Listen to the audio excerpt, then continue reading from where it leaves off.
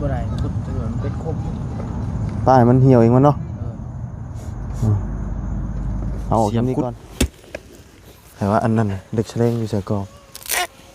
เล็กเสลงใหญ่และใดเหมือนเด้อต้องเฮ้ยไม่ชีโตนึงจ้ะแต่ก่อนกี้ข่อยก็บ่ได้จักในเรื่องแมทเรื่องหยังเฮ็ดเวียกที่ไหนเต้5 แมตรตอนนี้ก็พอฮู้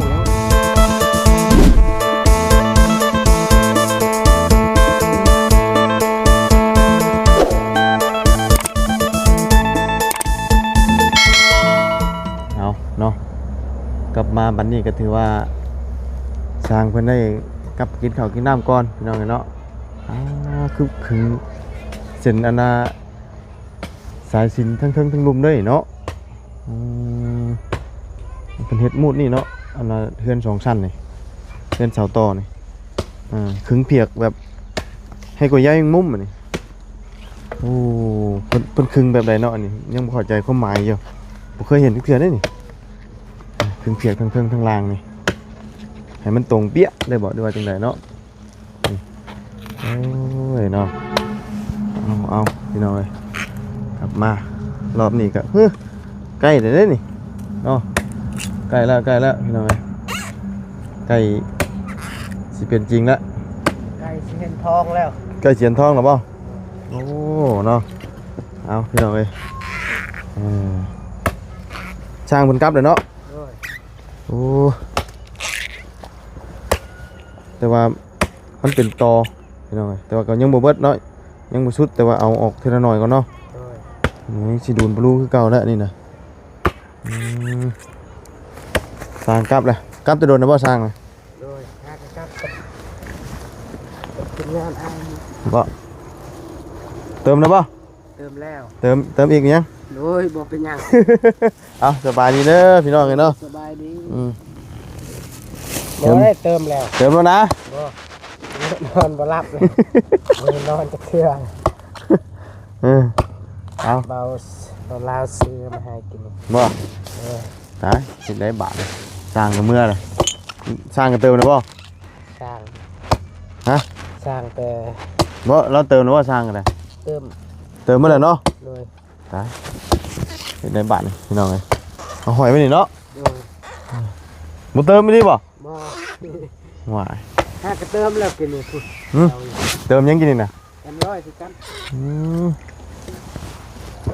เติมกันใช่มาบุญเติมกันหาทองก่อนหาทองบ่เพราะว่าเห็นทอง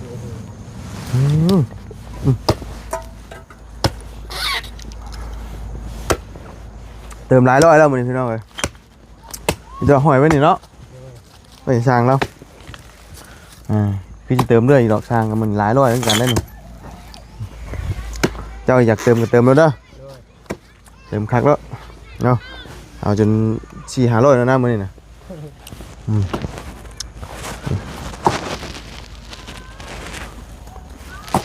นี่เนาะยังหลายเติบพี่น้องเอ้ยเพื่อสิเดียวนี่เพื่อสิเบิดต่ำนี่แหละมึงพายเงาะก่อนพายเงาะใส่สักบาทด้วยอันนี้เป็นคึงเฮียงคือถึงเทิงๆนะฮะไปถามเชิงบ่ห้องคือบ่ค่อยเห็นเนาะบ่ค่อยเห็นเทื่อได้นี่โอ้เพียงเราเป็นเพียงเอ็นคักไอ้นี่นี่สายเอ็นคักไอ้นี่เห็นซื้อแบบไหนหนึ่งเบิ่งกันเป็นเกี่ยวแบบใดเนาะดึงเลยสร้างกับวิวสิถามแล้วกันนะ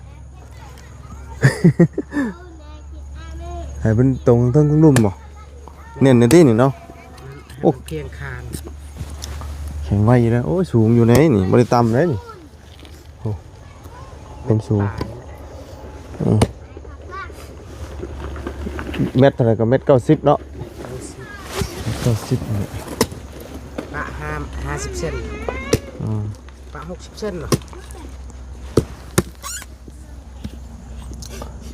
ตัวนี้นี่สิพันยากแน่หน่อยนึงเจ้าเพิ่นมาเพิ่นก็สิมางออกเรื่อยๆนี่เนาะมางออกในเฮาก็ฟันง่ายแล้วบัดนี้เพราะว่าตัวขางนี้เนี่ยมันต้องฟันขางนี้แล้วเข้าไปขางเสาะขางนี้โอ้เงานี่ใหญ่ดีเนาะนี่ตัวนี้จะแข็งแน่ตัวนี้ ตัวนั้นกับตัวนี้เลยนะ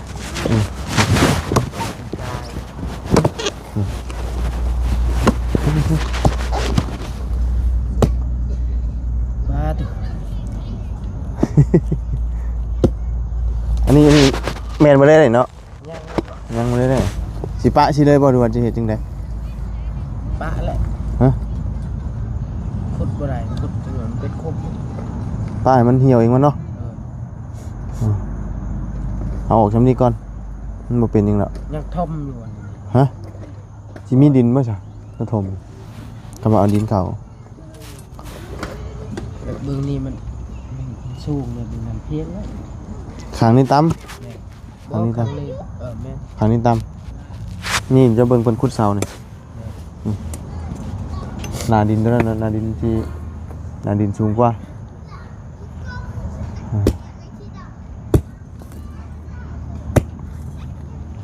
เป็นหยังดอกมีแต่เฮาเอาตัวนี้ออกก่อนน่ะตัวนี้เฮาก็ค่อยเจาะไปน้ำหลังอีกค่อยพันไปเล็กๆน้อยๆอีกให้มันต่ำลงกว่านี้นะ ด้วย อันนี้มันเรียกว่ายังสูงอยู่นะให้มันต่ำลงแบบกลัวนี่พอได้เอาดินกบมันคือว่าเนี่ยมันฟันยากเลยพี่น้องเนาะนี่ก็เมียนบ่ได้ตัวนี้ได้แต่นี่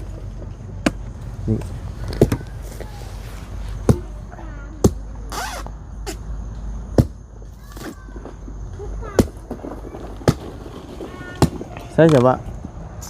สายไฟเพิ่นทันได้ดึงกันเนาะ ด้วย เดี๋ยวเพิ่นดึงสายพื้นสายไฟพี่น้องเนี่ยช่วงแรงๆเนาะตอนนี้กันยังเวลาพักกินข้าวกินน้ำก่อนผม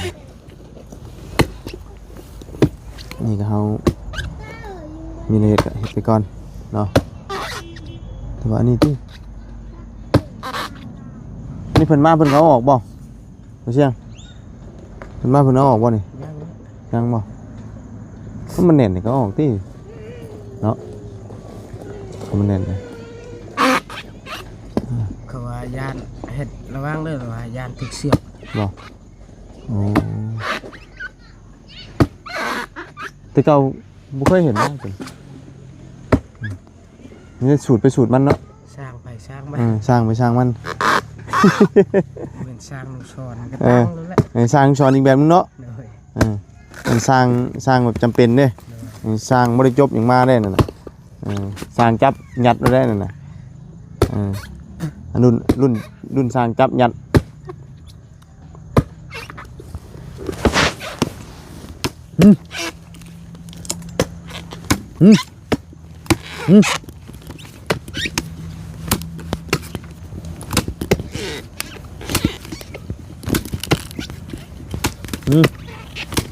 โอ้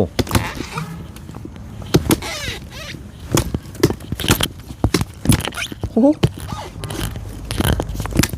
ก็เตะครบออก จอกปัดหนึ่งเลย ฮะ รถจอกปัดหนึ่งเล่ม เอาลูกจกบ่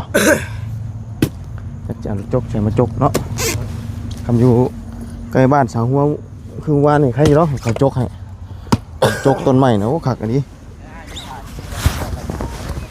เอาจกขี่นี่กันจับยูน้องโกนเนี่ยมาเลยเนาะเชียงนี่เลยจุดต้นกล้วยปลาช้อนตายหมดนี่ ตายแหละงัวกินตลอด นะ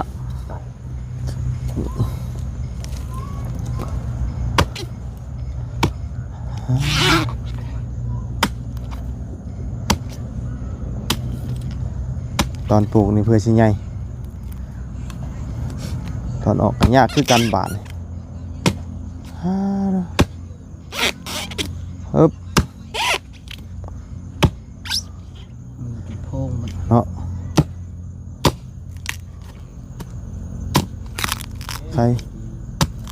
ใครอยู่มันยังอ่อนอยู่ บอกเป็นยัง อันนี้คือนออันโตมันโป่งขึ้นซื้อตัวนี้ โดย โตอันเหงาอันนั่นมันติดตรง ยอมเมื่อยอยู่ ตัวนี้นี่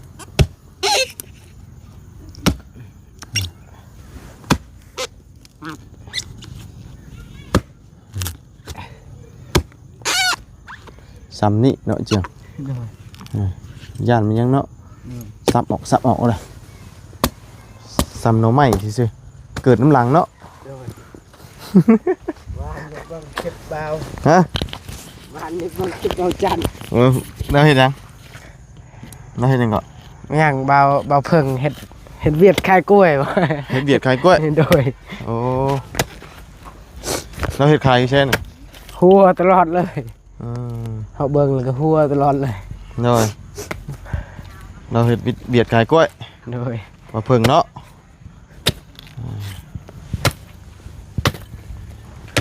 เฮ็ดอันน่ะหายายให้พี่น้องเนาะเห็นบ่ แม่น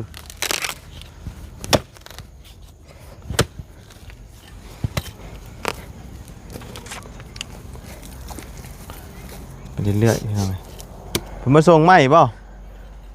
ำลังค้นหาอยู่ อืมเอาต่อเอาเนาะมันเกินบ่มันเกินกับตัด ตัดไว้ได้เห็นยังเนาะเป็น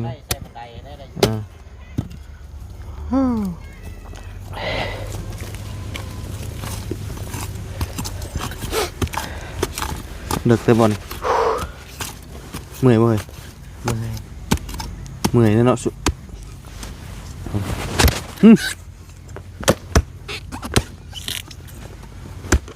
ต่อดู เมื่อยกับใครแน่มีควันตัวนี้ เนาะนี่ บ่มีตัวนี้โอ้ ว่ามันยังอีกชั้นหนึ่งได้นี่นะ แม่น ยังอีกชั้นหนึ่งนี่เบิดชั้นนี้มันเบิดนี่มันหอดดินเลยเด้นี่มันหอดหางมันเลยบอกปะไว้ก็ยังจิโป่งอยู่ได้สำนี้ก็ได้ยังจิขึ้นอยู่เนาะเพราะมันมีนอมันตลอดเลยลุมนี่ก็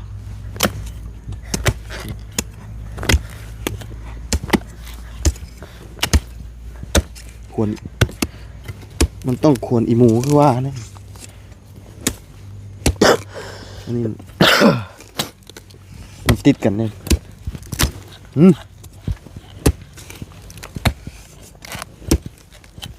ยังเหลืออีกสั้นหนึงก็ไงออกสั้นหนึ่งก่อนเนาะ โดย เดี๋ยวเขาจะมาตัวนี้นี่ซับออกง่ายอยู่บ่นี่มันอ่อนเลยเด้เอาเสียมคุดแต่ว่าอันนั้นเด็กแฉลงอยู่ใส่กอ เล็กสลิงใหญ่และใด เหมือนเด้อแฉลงซับจุกแล้วได้นี่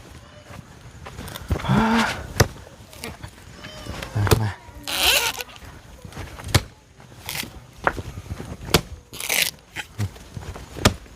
ซับ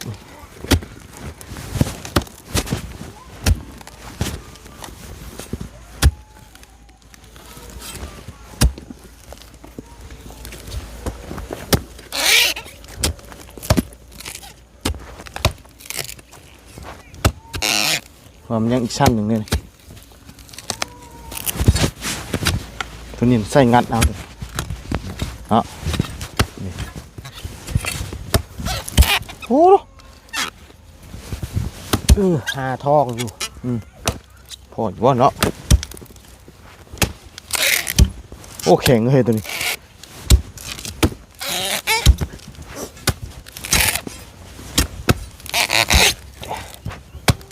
โอ้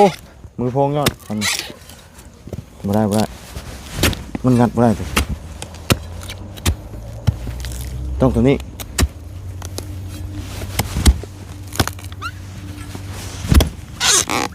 โ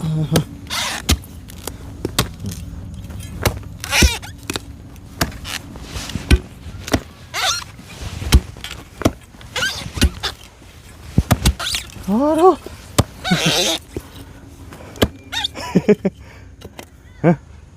รถเองมาตันทางรถบ่ เว้ย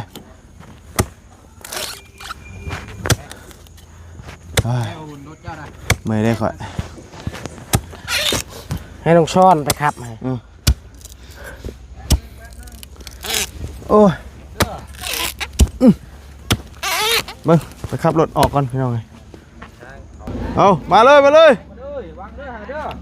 ใหม่มาพี่น้องไงเนาะมา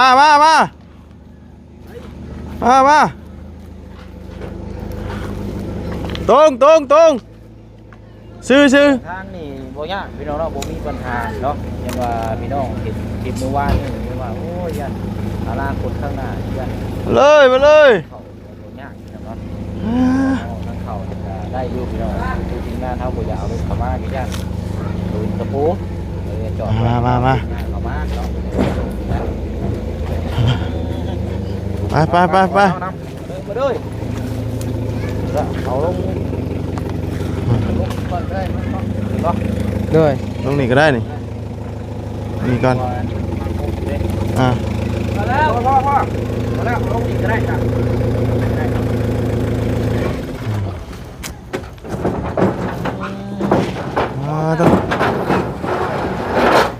เฮ้ยไม่ชีโตนึงจับแบกมากก็ได้ดอกอันนี้นะคนละ2 เซน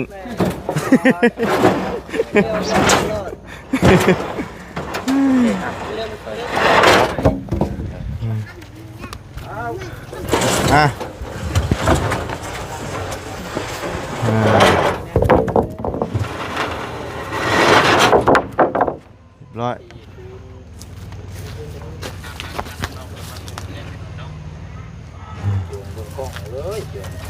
ไม่ได้ โอ้ยครับตัดมาบัดนี้แล้วเรียบร้อยเลย เป็นยังไง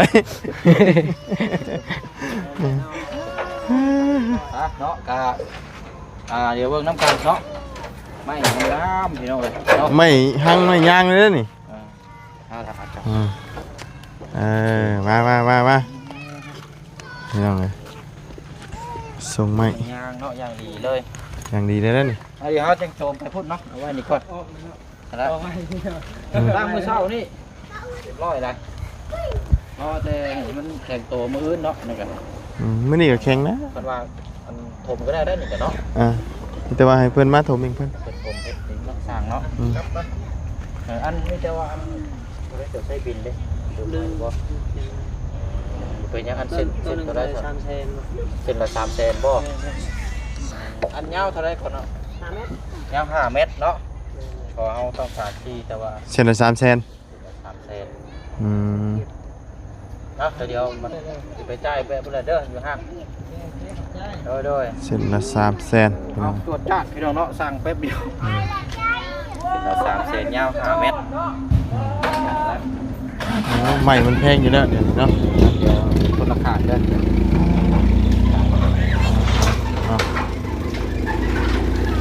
ร้อย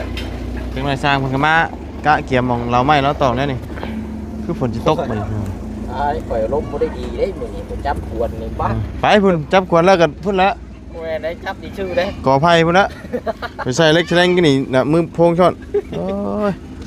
จับดีชื่อแล้วจับพอยคือว่ารูปร่างคือว่าเฮ็ดแล้วเห็นบ่มีอยู่จังเนาะฮะแล้วก็ไผ่แล้วเนาะต้นกล้วยนี่ก็ขึ้นตลอดเลยเนาะมีเงาเด้ขึ้นตลอดเลยนะเพราะว่ามันเหงามันยังอยู่เลยก้นแม่มึงปลูกแม่มึงโอ้ยเอาตัวนั้นพุ่นแล้วผู้งามจังเอาตัวมันใหญ่พุ่นเนาะมันมีหม่องปลูกแล้วว่าจับเจือเลยมันมีหม่องปลูกกันว่าเฮามีหม่องลงนี่พอไข่ในกล้วยเนาะสร้างยังบ่ทันมาพี่น้องช่วงบ่ายโมงปลายพุ่นละวันนี้ก็เที่ยงพอเพิ่นกินข้าวกินน้ำจังหน่อยเพิ่นก็มาแล้วเพิ่นก็มาช่วงแรกๆจังมาเบิ่งเนาะให้ผมตอบดีแล้ว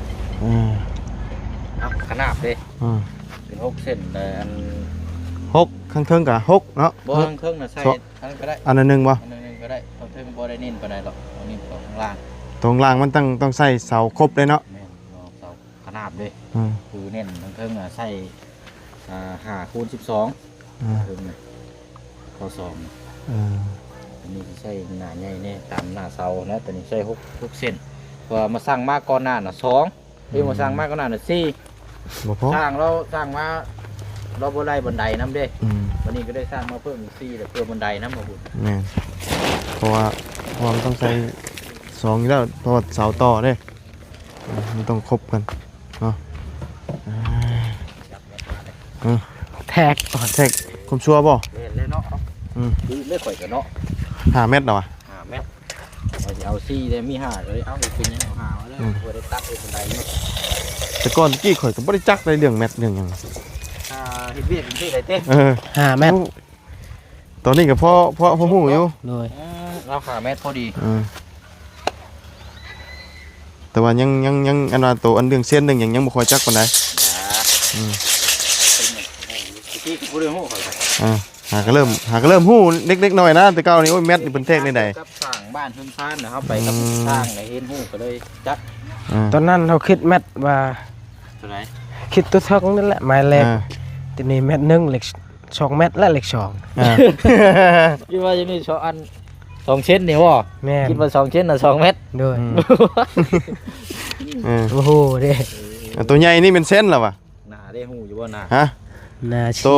ชี14 หน้า14เนาะบ่ได้ เฮาไล่ตัวนี้บ่ตัวเทิงนี่ว่ะ โดย ตัวนี้เหรอวะ แม่นตัวนั้นก็ไล่ตัวนี้แหละ ไล่ตัวอันห้อยมันเนี่ยเนาะ แม่น อันขีดมันก็แม่นนี่เนาะ โดย นี่แน่นี่ต้องเฮียนฮู้ตัวนี้แต่ว่าตัวนี้นี่เฮาบ่ได้เอาตัวนี้เนาะตัวรุมเนาะ โดย ตัวนี้ไล่เป็นเม็ดตัวนี้เนาะ โดย ตัวเส้นนี่ตัวเทิงเนาะ โดย แม่นทีนี้เฮาต้องคู่ไปนำเนาะ สาธารณะเนาะ บ่เคยได้บ่ได้ค่อยฮู้จักเด้บ่ได้เคยเฮ็ดก่อสร้างก่อหยังเด้หากะฮู้นี่แหล้วว่าอยู่เด็กๆน้อยๆมันเอิ้นแข้งเท่านั้นแข้งเท่านี้หยังเด้ว่ะเนาะฮู้แล้วเริ่มฮู้แล้วบาดนี้เนาะ มาเพิ่มบันไดเด้อดีครับ น้อย สั่งมา4ตัว1 6 เมตร น้อยเอา อันมีอีกพี่น้องเนาะคอมเมนต์มา1คอมเมนต์พี่น้อง ว่า ฝากมาถามแต่วิเชียนก็ได้ตอบบอกไปแล้วเพิ่นว่าเฮือน4 คูณ 6นี่มันเบิ่งแนวใดเพิ่นว่า4 คูณ 6นี่อธิบายให้ฟังแน่ว่าซั่นขอโทษหลายๆเด้อเปิดถามเพิ่นว่าเจืองนี้พ่อสิขับหู้เพราะว่าอธิบายให้ทาง FC เพิ่นเข้าใจอยู่บ่ว่าเฮือน4 คูณ 6นี่มันออกแนวทางไปแบบใดนะ โดยฮู้และ เอาจะลองมองอยู่ว่าคิดว่าแบบใด มันออกทางนี้แหละฮะ เอาดีๆเอาดีๆเอา บ่ เรื่อง4 คูณ 6นี่ที่เพิ่นบ่เข้าใจว่ามันสูงมันต่ำหรือว่ามันเป็นแบบใดหั่นนะประมาณนี้ เขาก็พูดกันใหญ่แหละ4คนเนาะกว้าง6 เมตรบ่แม่นกว้าง4 เมตรยาว6 เมตรยาวน่ะอันนี้แหละตัวนี้แหละคือเพราะว่าบางคนเพิ่นก็บ่เข้าใจคือเฮาได้เนาะบางคนเคยเฮ็ดเฮือนบ่ฮู้นะก็ได้ว่าไม่เฮ็ด4 คูณ 6นี่มันต่ำหรือว่ามันสูงเพิ่นบ่เข้าใจนะเอาง่ายใช่คือไม่เฮือน4 คูณ 6นี่คือกว้างเนาะ โดย นั่น4 เมตรแต่ยาวนั่น6พี่น้องลายยาวลงไปนี่6 เมตรกว้างนี่4เป็นในห้องเฮือนน่ะ4 คูณ 6อันว่าความสูงความยาวนี่ก็จังว่ากันอีกทีนึงนี่น่ะบ่เกี่ยวกันกับความกว้างความยาว บ่เกี่ยวเนาะความสูงนี่นะ อันนี้เอาความสูงเท่าไรนี่โอ้ ความสูงเราวัดเมื่อวานนี่น่ะได้ เอาจากบ้านนี่ก็ได้เนาะ ได้เม็ด90บ่คือว่าเม็ด90ปลายนี่แหละ 2 เมตรบ่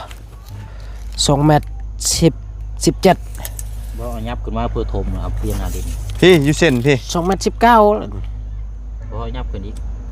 ตัวนี้บ่ ประมาณหน้าดินนี่ พี่นะ อันนี้ ลองแทกอยู่อันก่อนเสือก 2 เมตร10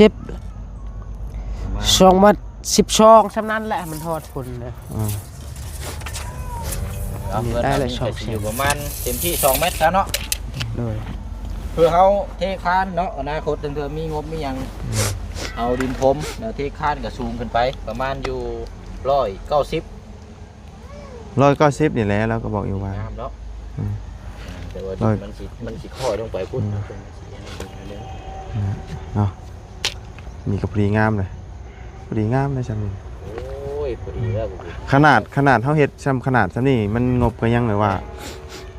ไหลรวมบ่ได้ก็ห่วยครับเนาะ กันสิว่าก็งบบ่สูงเกิน อ่าง บบ่สูงเกินแล้วก็ใหญ่เพิ่นก็ซอยก็หลายช่องทางอันมันก็แล้วไว้ แนวไว้ เกินขนาดนี้ ขนาดนี้แหละพอดี แต่ว่าน้อยให้ฐานนี่แบบนี้นะเอาเปลี่ยนรูปแบบไหมคือที่ผ่านมาก็คือเพิ่นเอาเฮ็ดเก้าต้นเพิ่นน้องน้ำเนาะ อืม น้องน้ำน้องไม้เพิ่นประตู7ปีนี่บัดเก้าต้นบัดมันบัดใหญ่เด้อนั่นน่ะ 12เด้ ใหญ่แล้วบัดงบกับเปลืองอีก เปลืองหลายอย่าง งานแล้วอีก บ่เอาง่ายงบเพิ่มทุกอย่าง เพิ่ม เพิ่มทั้งสร้างเพิ่มทั้งอุปกรณ์ทุกอย่างนะถ้าจากปองเยี่ยมมี3ปองก็ต้องเพิ่มเป็น4 ดี อ่า อันนี้ไล่เห็นโปงเยี่ยมนี่มี3นึงเลย อ่า ใช้3นึงตัวนี้น่ะบ่ได้ใช้ลายได้นี่โปงเยี่ยมมีใช้บานคู่นี่1 2 3ตัวนี้นี่จะเป็นระเบียงต่อให้เราระเบียงเนี่ยบันไดขึ้นไปนี้ อืม กั้นห้องหนึงพอ อืม กับผมยืน พอดีแล้วพอดีงามเนาะ เอาย่างมาเฮือนเนาะชมวิวนี่มองมาพุ่นได้นี่ เจ้าคักมันยังนอนเจียง โดย ติ่งเนาะโอ้ บัดเห็นพี่นั่นกบในห้อง